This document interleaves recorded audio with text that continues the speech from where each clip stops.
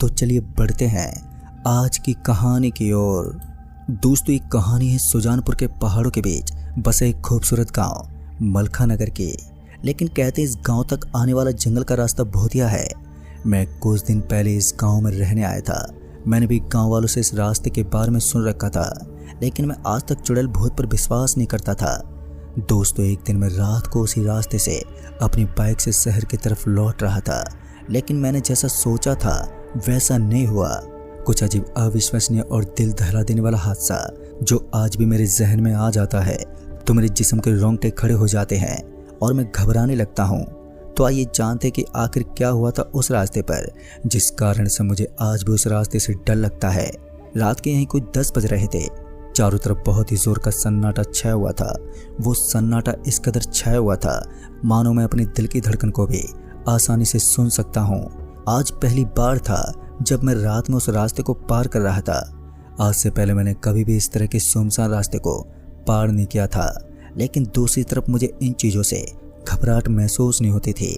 मैंने कभी भी रात में रास्ता तो पार नहीं किया था, लेकिन एक साइंस का स्टूडेंट होने के कारण मैं रात के अंधेरे से कुछ ज़्यादा घबराता नहीं था। इसलिए मैं काफ़ी आराम के साथ बाइक चला रहा था। इसी बीच ना जाने कहां से अचानक एक काली बिल्ली ने मेरे रास्ते को काट दिया, और जैसे ही मैंने देखा कि उस बिल्ली ने मेरे रास्ते को काट दिया है तो मैं मन ही मन हंसने लगा, क्योंकि अगर यहाँ पर मेरी बीवी होती तो अब तक मुझे अपनी बाइक को रोकना पड़ता, क्योंकि वो इस तरह के टोटकों में काफ़ी विश्वास करती थी। इसलिए मैं पिछली बात को याद करने के बाद थोड़ा सा हंस पड़ा और उसके तुरंत बाद ही मेरी बाइक ने झटका खा लिया। ऐसा लग रहा था जैसे बाइक के इंजन में कुछ हुआ हो, लेकिन उसके दूसरे ही पल बाइक फिर से ठीक होकर चल पड़ी। मुझे लगा कि इंजन में शायद कोई नॉर्मल मिस्टेक होगी, इसलिए मैंने ज़्यादा ध्यान नहीं दिया। और इसी बीच मैंने देखा कि जिस रास्ते को मैं अभी अभी काट रहा था उस रास्ते पर अचानक ही जानवरों की भीड़ लग गई थी। तभी मैंने देखा कि अब वहाँ पर मुझे सिर्फ काली बिल्ली नजर आ रही थी। पूरा रास्ता एकदम ब्लॉक हो चुका था और बाइक हल्की स्पीड में थी, इसलिए मैं बाइक को कंट्रोल नहीं कर पाया, और उसके तुरंत बाद ही मेरी बाइक सीधी जाकर उस सामने दिख रहे झुंड के अंदर घुस गई, और फिर कंट्रोल खोने के कारण मैं जोर से नीचे गिर पड़ा। एक बार के लिए तो मुझे कुछ समझ में नहीं आया और मेरा तो दिमाग घूम गया था, मगर उसके बाद किसी तरह मैंने अपने आप को संभाला, और फिर से जब मैं खड़ा हुआ तो मेरी आंखें फटी की फटी रह गई। रास्ता एकदम सपाट पड़ा था और उसके ऊपर किसी बिल्ली तो दूर की बात थी, एक छोटा मोटा कीड़ा भी दिखाई नहीं दे रहा था। उसी वक्त मैं समझ गया था कि यहाँ तो कुछ अजीब है। उसके बाद मैंने जल्दी से अपनी बाइक उठाई और तुरंत ही वहाँ से निकल गया। मैं जानता था कि अगर कुछ देर और मैं यहाँ पर रुका रहा तो फिर मेरे साथ कुछ भी गलत हो सकता था। मैं अपने घर पहुँचा और घर पहुँचकर मैं सीधा अपने कमरे में गया, क्योंकि मैं काफ़ी डरा हुआ था और आज की बातें मेरे दिमाग में चल रही थी कि वहाँ पर मेरे साथ हुआ तो हुआ क्या। फिर मैंने ये सारी बात अपनी बीवी को बताई और मेरी बातों को सुनकर वो भी डर गई। लेकिन किस्सा यहीं पर ख़त्म नहीं हुआ था। आपने एक बात तो सुनी होगी कि इंसान की ज़िंदगी में एक चीज़ सबसे अहम होती है।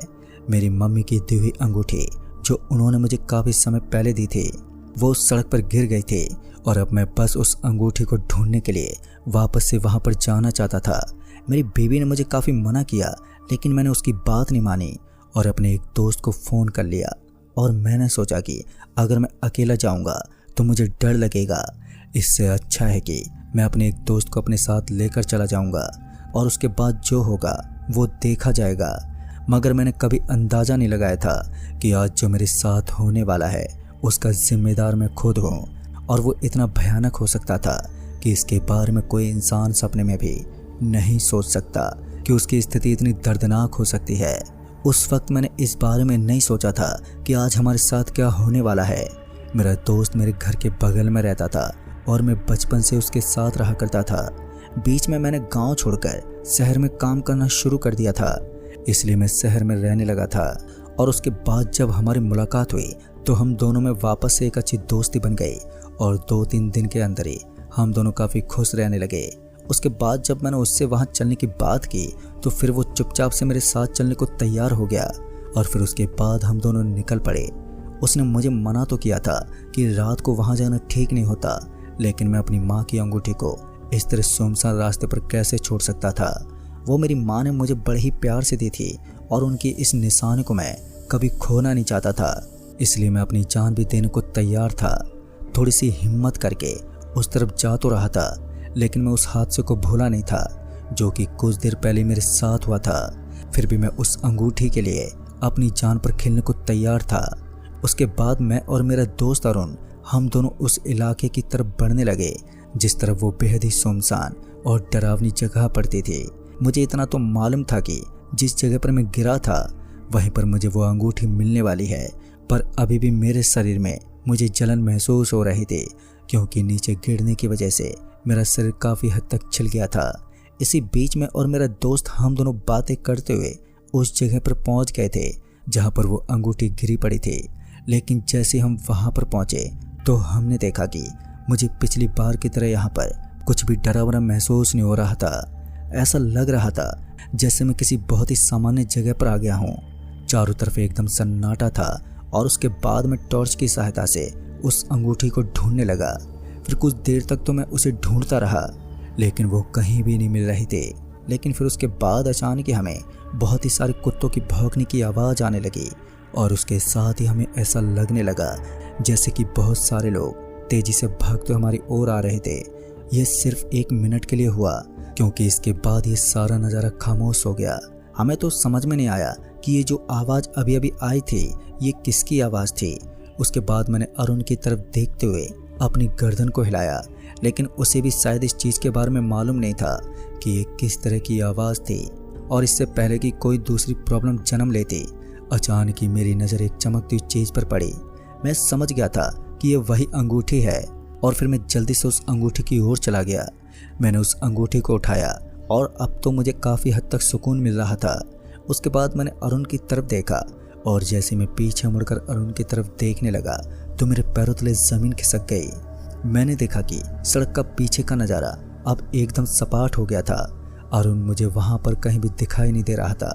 पूरी सड़क खाली थी और अरुण को जब मैंने चारों तरफ कहीं पर भी नहीं देखा तो मैं बुरी तरह से डरने लगा और उसे आवाज़ देने की कोशिश करने लगा, लेकिन मेरी आवाज़ शायद उसके कानों तक पहुंच ही नहीं रही थी।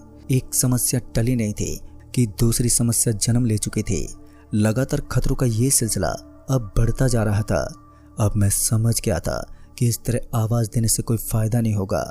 मुझे जल्द से जल्द उसको ढूंढने की कोशिश करनी चाहिए। इसलिए मैं तुरंत ही वहाँ से निकला और बगल में ही मौजूद झाड़ियों के अंदर चला गया। मुझे क्या मालूम था कि अब मैं अपनी लाइफ की सबसे बड़ी गलती से गुजर रहा था।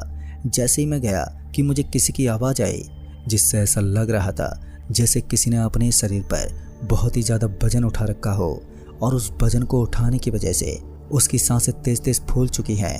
अब मैं उसी आवाज़ को फॉलो करता हुआ उस तरफ जाने लगा जिस तरफ से आवाज़ आ रही थी। मैं बहुत ही हल्के हल्के पैरों से उस झाड़ियों के अंदर तो घुस गया, लेकिन जिस तरफ से ये आवाज़ आ रही थी मुझे उसे फॉलो करते हुए 5 मिनट बीत गए थे, लेकिन फिर भी मैं इस आवाज़ तक नहीं पहुंच पा रहा था। जिस तरफ से ये आवाज़ आ रही थी उस तरफ एक पगडंडी भी बनी हुई थी। बस मैं उसी के सहारे से आगे चलता जा रहा था और इसी बीच अचानक से मेरी नज़र एक काले शर्ट पहने आदमी पर पड़ी।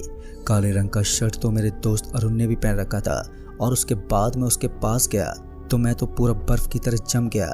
मैंने देखा कि उसका शरीर बेजान हो चुका था, वो मर चुका था और जब मैंने उसकी धड़कन को चेक किया तो वो बंद हो चुकी थी। दोस्तों मैं समझ गया था कि मेरा दोस्त अब तो चल बसा है और ये कर तो ज़रूर इन भूत प्रेतों की है। मुझे खुद पर काफ़ी गुस्सा आ रहा था। एक बार के लिए तो मैं अपना माथा पकड़कर वहीं पर बैठ गया और फिर उसके बाद अचानक ही मुझे ऐसा लगने लगा जैसे यहाँ पर ढोल नगाड़ों की आवाज़ आ रही हो और किसी की बारात जा रही हो। एक बार के लिए जब मैंने उस तरफ देखने की कोशिश की तो मेरी आंखें फटी की फटी रह गई। मैंने देखा कि मेरे दोस्त को किसी ने अपने कंधों पर बैठा रखा था और उसका चेहरा देखने में दुखी लग रहा था। उसने एक बार के लिए मेरी तरफ देखा और उसकी आंखें नम हो गई। मेरा तो पूरा दिमाग ही घूम गया था और उसके बाद मैं किसी पागल कुत्ते की तरह उनके पीछे पीछे आने लगा, क्योंकि मैं अपने दोस्त को इस तरह मुसीबत में नहीं देख सकता था। लेकिन जैसे मैंने उन सभी के चेहरों को देखा तो मैं बुरी तरह से कांप उठा। मैंने देखा कि उन सभी के चेहरे उबले हुए थे और उन्हें देखकर ऐसा लग रहा था जैसे किसी ने उनके चेहरे पर तेजाब डाल दिया होगा। ऊपर से उनकी हरकतें भी एक नॉर्मल इंसान से काफ़ी अलग थे। सभी के चेहरे पर मास्क लगा हुआ था। मैं जानता था कि अगर मैं इनके पीछे गया तो मेरी भी यही दशा होगी जो मेरे दोस्त की हुई थी। उसके बाद मैं वहाँ से वापस से रोड पर आ गया, लेकिन जैसे मैं रोड पर आया तो इस बार मेरे पीछे भी कुछ अजीब सी परछाई आने लगी। उस वक्त मैंने अपनी बाइक को तो नहीं देखा और पैदल पैदल किसी पागल कुत्ते की तरह अपने घर की तरफ भागने लगा। और फिर जब मैं घर पहुंचा तो घर आकर मैंने अपनी बीवी को सारी बात बताई। मेरी बातें सुनने के बाद मेरी बीवी बुरी तरह से डर गई, क्योंकि उसने बताया कि मेरा तो फ़ोन भी नहीं लग रहा था और मेरा दोस्त अरुण तो मेरे साथ गया ही नहीं, वो तो अपने घर पर ही था। एक बार फिर मुझे बहुत ही ज़ोर का झटका लगा। सच कहूँ तो उस वक्त मैं पागलों की तरह हो गया था। लेकिन दोस्तों, आज भी जब मैं उस रात को याद करता हूँ तो मेरे रोंगटे खड़े हो जाते हैं। और उस दिन काफ़ी चीज़ें थी जिनसे मैं अनजान था, जिनको मैं आज भी नहीं समझ पाया हूँ। और आज भी जब मैं उनके बारे में सोच लेता हूँ तो मेरी रूह कांप जाती है। तो दोस्तों, इस कहानी में बस इतना ही। कहानी आपको पसंद आई हो तो वीडियो को लाइक से ज़रूर कर दें और साथ ही हमें नीचे कमेंट बॉक्स में ज़रूर बताएं। तो मैं आपका दोस्त जल्द ही मिलूँगा ऐसी एक और नई कहानी के साथ। तब तक के लिए बाय एंड टेक केयर।